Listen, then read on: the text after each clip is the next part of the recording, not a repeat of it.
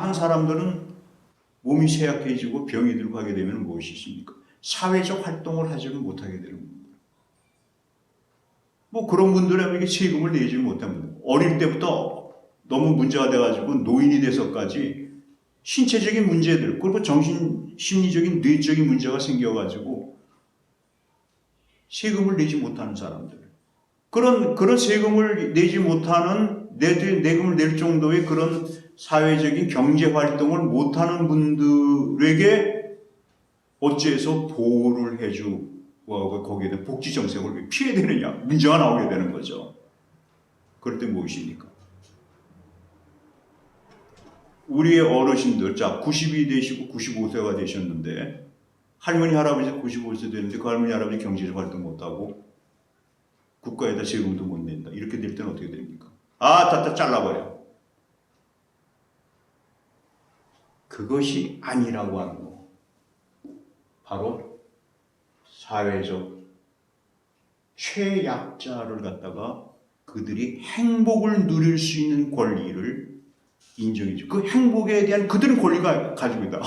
이렇게 보는 겁니다.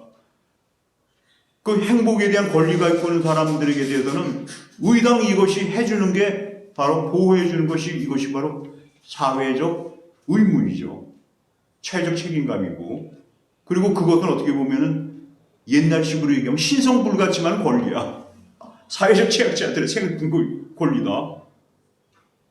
그래서 이 복지정책이라고 하는 거는 베풀어주는 게 아니다, 그거죠. 그러니까 이 복지정책의 개념에서 그 잘못된 그 사회적 강자의 의식을 과도하게 하고 중용을 떨어진 사람들은 거기도 무슨 정책 위반자가 되면 자기가 무슨 베풀어주는 것을 천만에 사회적 약자, 최약자의 경우를 갖다가 행복하게 살 수 있는 그 권리를 갖다가 보존해 주는 거는 뭐냐? 그걸 누릴 수 있는 걸 보존해 주는 거는 사회적 약자가 가진 권리라는 거예요.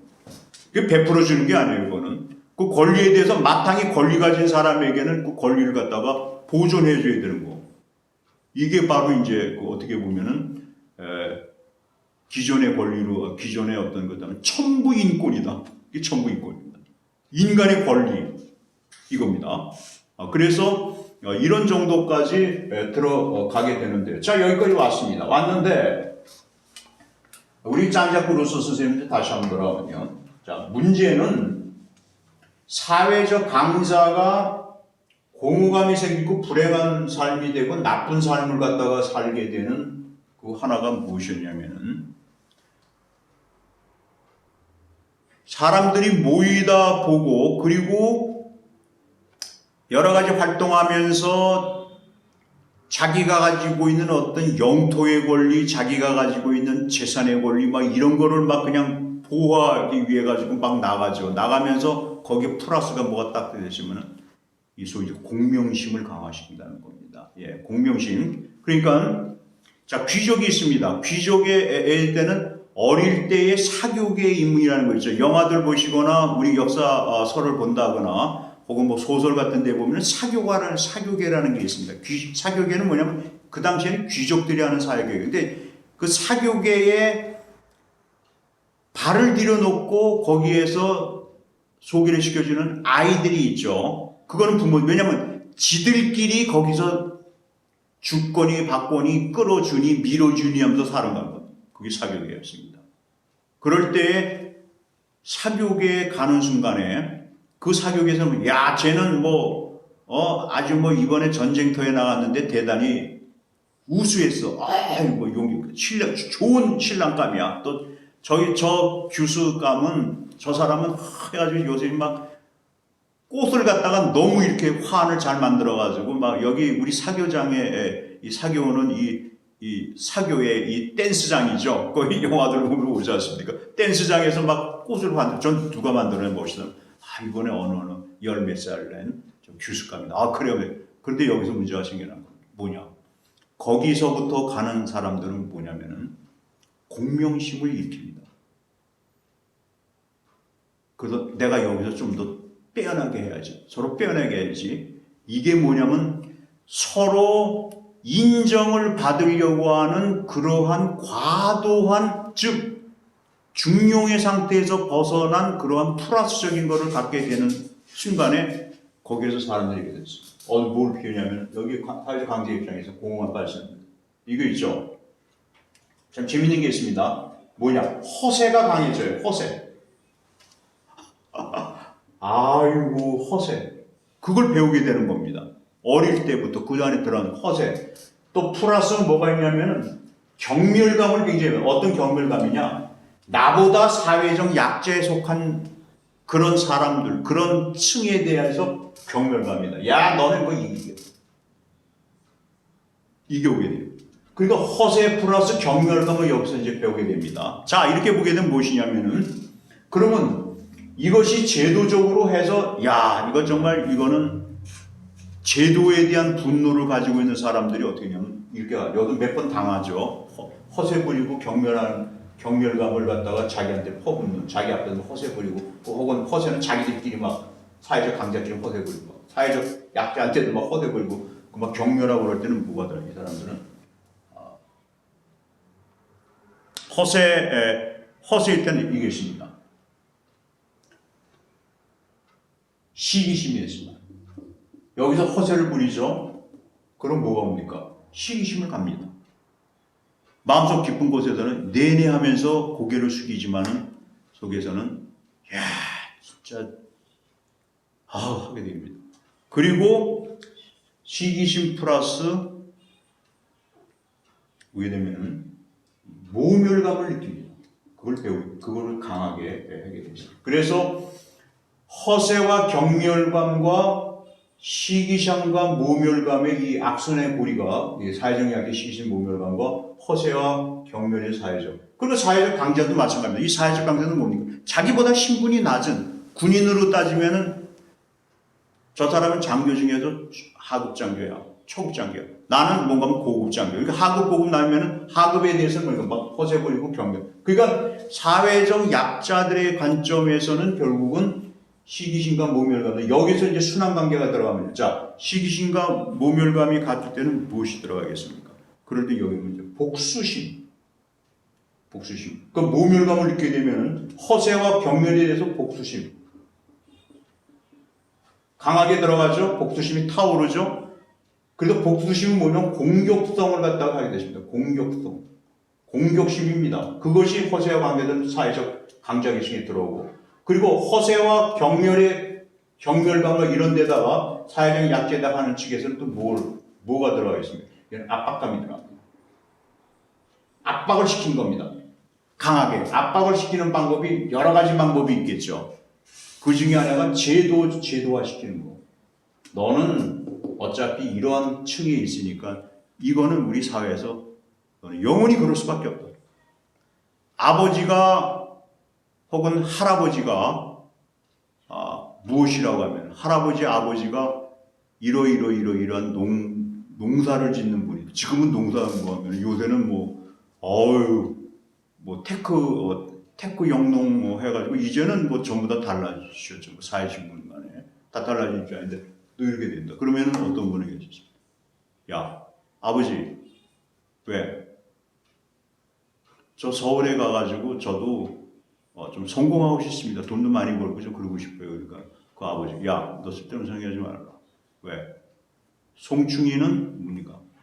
솔잎을 먹고 살아야지. 송충이가 솔잎만 먹고 다른 데로 갔다가는 싹대. 그때 바로 정지영 회장님이 그 아닙니까? 현대 10대예요. 어렸을 때 가게 따오르니까. 그러니까 아버지께서 소파라는 돈을 장롱에다 넣어가지고 가지고 나와가지고 서울에 갔죠. 그래서 그 당시에도 보면은 몇 번을 갔다가 서울로 간 걸 갖다가 아버지가 나타나서 설득해서 데리고 싶어요. 근데 마지막에 아들을 딱 해가지고 거기에서 부두 인부로 그렇죠.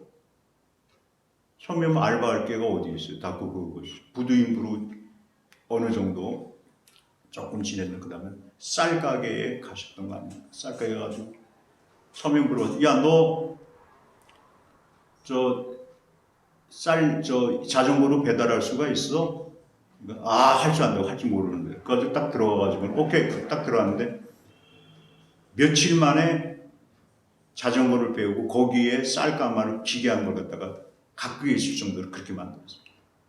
거기서부터 가니까 그 쌀가에 계신 그 사장님이 야, 너 정말 됐다. 그래가지고 그 사장님이 이제 나도 이제는 그다 정리하고 나도 좀 편안하게 좀 이렇게 노후에 살겠다.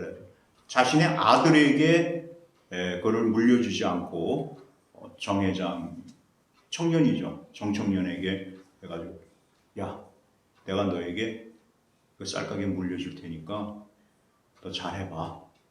이렇게 해가지고 자기의 대를 이는 거기에서 잠깐 막 서비스 센터, 차량 서비스 센터도 막 만들어가지고 들어가지 않습니까? 자, 그런데 문제는 이게 있습니다. 여기에서 제도화를 시키고 그리고 막 심리적인 압박 주죠. 그래가지고 허세와 이거 해가지고 시기심과 모멸감까지 복수를 식을 만드는 이 사이클 그야말로 독일어 얘기하면 뭡니까? 토이펠 크라이스예요. 토이펠이라는 게 뭐니까 악마죠, 악마. 크라이스. 이 악마의 순환, 이 관계를 이걸 어떻게 끊어야 될 것인가? 이게 왔은 동시에 공허감이 오게 되면은 시기심과 모멸에도 복수심으로 허세가 무너뜨리지 않습니까? 그러면은 시기시와 모멸과 복수심이 근본적인 차원이 돼가지고 허세와 경멸했던 사회적, 자기가 상대적이죠. 사회적 강자를 갖다가 무너뜨리고 자기가 사회적 강자가 됐을 때에는 어떻습니까? 이걸 놓겠습니까? 안 놓겠습니까? 원래는 이것이 복수심에 의해 가지고 나왔던 이 동기이기 때문에 이 사회적 강자를 물리쳐 가지고 여기 와서 상생하는 것보다는 일단 자기의 경지를 또 들여가지고 그래가지고 과거에 자기가 무너뜨렸던 사회적 강자의 위치에 자기가 사회적 강자가 됐을 때는 똑같이 뭐가 있습니까? 사회적 약자들에 대한 시기에 대한 무엇입니까? 허세와 경멸 속에서 자기를 이렇게 묻혀놨습니다. 이것이 역사적으로 계속해서 반복되어 오는 것이다. 그래서 이 문제를 해결하기 위한 그것은 결국은 사회의 동포죠. 제일 무서운 건 하늘이다. 천도, 하늘의 정의. 당장은 이 세상에 사는 동안에 사회적 강자의 입장에 서가지고 경제적인 것들 그거 누리고 그렇게 지낼지는 모르지만은 마지막에는 어떻게 될 것인가? 결국에는 콩 심은 데는 콩이 나듯이 결국은 업을 쌓은 자, 먼저 행하는 그 인은 어지린이 아니라 원인자죠. 먼저 업을 쌓은 사람은 뭐겁니까? 선과를 맛볼 것이다. 과일. 선한 과일, 좋은 과일을 맛볼 것이다. 그러나 악업을 쌓은 사람은 뭡니까? 악과일, 정말 쓰디 쓴 과일을 눈물을 흘리면서 씻고 고역이죠. 그쪽으로 갈 것이다. 이것이 바로 천도, 하늘의 정의에 의해서 근본적으로 보면 사필귀정으로 인과응보로 가게 되는 그런 것이 발생할 것이다. 라는 그런 이제 그 인문학적인 그런 그 어떤 깊은 매우 형이상적인 거기까지 연관이 될 수 있는 그런 측면으로 해결이 되지 않아요. 그러면 여기에서 이 정신자세는 어떤 자세죠? 결국은 사회적 최약자를 갖다가 보호해주는 그 사회적 최약자를 어떻게 보면 우선적으로 보호해주는 거예요. 어떤 사람, 어쩔 수 없이 육체적인 불평등에 오는 분들, 불평등해 가지고 움직이지를 못하는, 활동을 못하시는 분들에 대한 보게 되는 것. 그리고 그분들은 그건 당연한 권리다. 천부의 권리다. 하늘에서 내려준 권리라는 거예요. 그런 거. 혹은 그런 측면에서 보게 되는 어떤 자세. 자, 여기에서 이 문제가 발생됩니다. 소유의 문제가 발생됩니다. 소유 악이냐 선이냐 겁니다. 이 소유에 의해서는 두 가지 면이 있는데, 소유는 악과 선 양자의 경향인데 일종의 무엇입니까? 여기서 이 정신자세에서 소유에서의 탐욕으로 갈 때는 악과실을 가지게 되고, 소유에 있어서 무엇입니까? 선으로 가게 되는 선소유, 굿 소유로 가게 되는 순간에는 이것은 상생을 하게 되는 이러한 의미 충족하게 되는, 어떤 의미든 최대 다수의 최대의 무엇입니까? 질적 양적인 그러한 해피한 삶으로 가게 되는, 이게 공적인 일이에요. 그러니까 이게 사회적 약자와 사회적 강자가 없을 수가 없겠죠. 뭐 여러 가지, 어떤 사람들은 모여가지고 IT 기술을 개발해가지고 참 많은 사람들에게 이제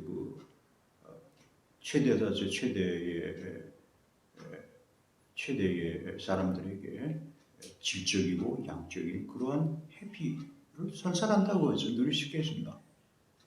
그러면 기여도들이 있지 않겠습니까?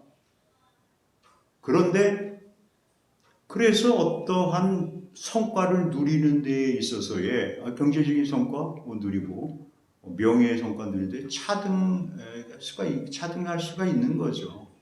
즉 불평등이 있을 수 있습니다. 그러나 그러한 것이 보존이 된다고 하더라도, 그리고 보존을 해준다고 하더라도 가장 깊은 곳에서는 최약자에 대한 사회적 최약자, 사회에서 밀려난 층들에 대해서는, 거기에 분들에 대해서는 고도의 천부인권적인 사상을 가지고 그들에게 이런 자세, 어떤 정신 자세에서 다시 반복하지만, 하늘 아래 모든 존재과 모든 생명체는 평등하다고 하는 사고방식, 보호받아야 된다 하는 사고방식.